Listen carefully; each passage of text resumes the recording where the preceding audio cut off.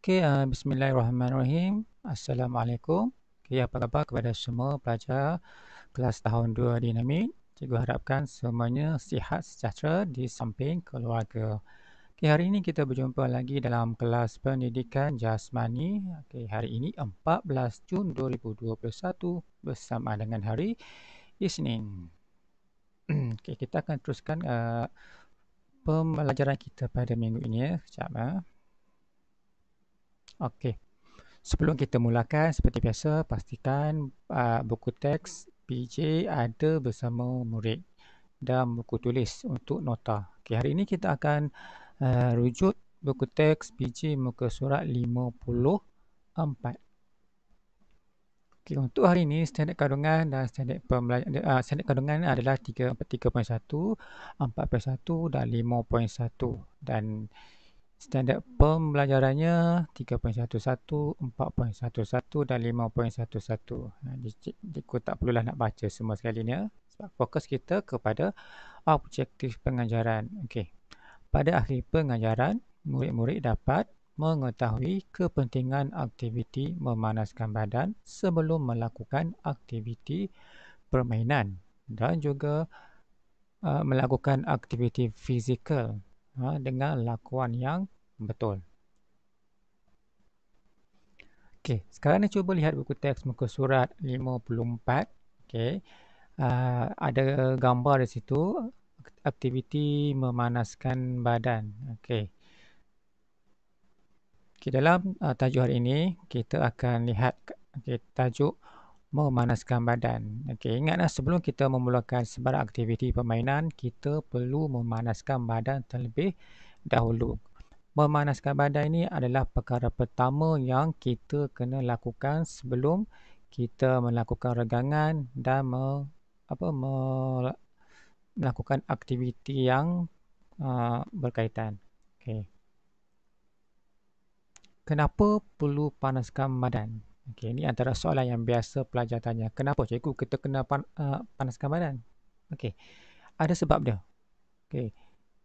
Kita perlu panaskan badan pertama sekali adalah untuk meningkatkan suhu badan, pernafasan dan kadar nadi. Yang kedua, supaya tubuh bersedia untuk melakukan aktiviti.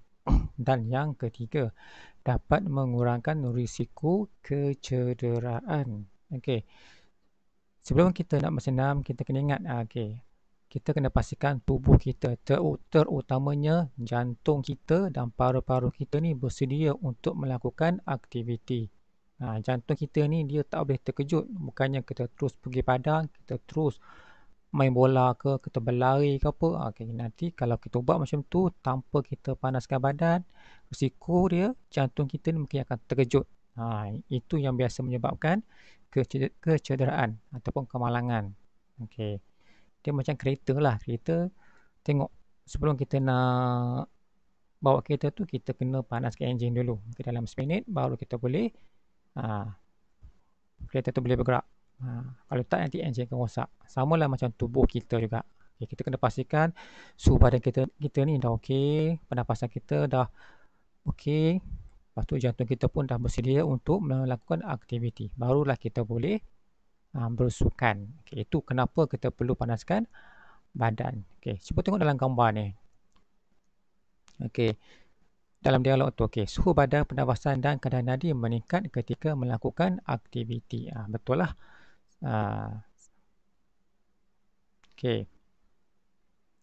Antara aktiviti yang boleh kita buat untuk memanaskan badan, dia ada banyak, tapi yang kita boleh buat contohnya melompat. Melompat sebelah kaki ke, dua belah kaki ke, tak kisahlah. Kita mencongklang. Mencongklang, melompat sebelah kaki, lompat bintang ataupun lari setempat. Ini antara contoh aktiviti yang kita boleh lakukan sebelum kita melakukan aktiviti yang lain. Contoh dalam gambar ni kita tengok, ini melompat. Ini dia lompat setempat. Mungkin dia buat lompat bintang tu, dia mungkin sama lah tu lompat bintang. Lepas tu mencongklang, melompat sebelah kaki. Ini aktiviti pertama sekali kita buat sebelum kita buat regangan dan sebelum kita buat apa aktiviti yang lain. Okey, ingat nah. Okey, sedikit informasi ya. Okey, kita perlu minum air sebelum, semasa dan selepas melakukan aktiviti bagi mengelakkan badan mengalami kekurangan air. Sebab itulah cikgu selalu pesan kalau nak PJ pelajar wajib bawa air. Tak ada air memang cikgu tak bagi PJ. Kenapa? Sebab badan kita ni memerlukan air sebelum nak sebelum nak PJ kita kena minum sikit. Okay. Lepas PJ kita boleh minum lagi untuk memastikan tubuh kita ni cukup air. Kalau tidak nanti kita boleh pengsan. Okay. Lepas tu kadar nadi. Okay. Kaedah menentukan kadar nadi. Okay. Kadar nadi ni kita boleh ukur. Okay. Cara dia letak dua tangan di sini. Okay. Ni. Ini cara pertama. Letak dua jari di pergelangan tangan ataupun leher dan rasa perubahan kadar nadi sebelum, semasa dan selepas aktiviti. Okey, kadar nadi ni dia inilah kita punya jantung lah. Sebelum kita nak buat aktiviti, kita cuba ukur. Kita ukur berapa? Katalah seminit tu kita dapat dalam 70 contoh. Okey, 70 dia punya kadar nadi. Semasa kita buat aktiviti, kita ukur lagi 80. Selepas aktiviti 90. Dia akan berubah.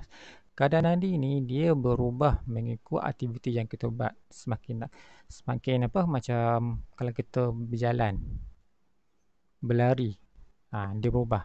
Maksudnya kadar nadi berlari itu lebih tinggi berbanding kita berjalan. Sebab jantung kita berdegup lebih cepat dan pernafasan kita semakin cepat. Okey, itu secara sekadar informasi kepada pelajar. Kalau pelajar ingat, kita pernah ukur kira nadi dalam kelas. Kalau pelajar masih ingatlah. Okey, untuk minggu ini cikgu tidak berikan sebarang tugasan. Kenapa? Ada sebab dia. Sebab minggu depan kita akan masuk lagi satu tajuk sambungan daripada tajuk ini, iaitu mari sejukkan badan. Okey, pada minggu depan, dan cikgu akan bagi kuis tu yang meliputi tajuk hari ini dan tajuk minggu depan. Mungkin cikgu akan gunakan kuis Google Form lah. Macam biasa, pelajar akan isi secara online dan terus hantar. Okey, Okey, Alhamdulillah. Jadi sampai di sini saja. Cikgu harap semoga murid dapat memahami topik pengajaran kita pada hari ini, dan insya-Allah kita akan berjumpa lagi dalam kelas Maya yang akan datang. Jadi seperti biasa, duduk rumah. Kenapa? Sebab Mr. Covid ada di mana-mana. Okey, Assalamualaikum.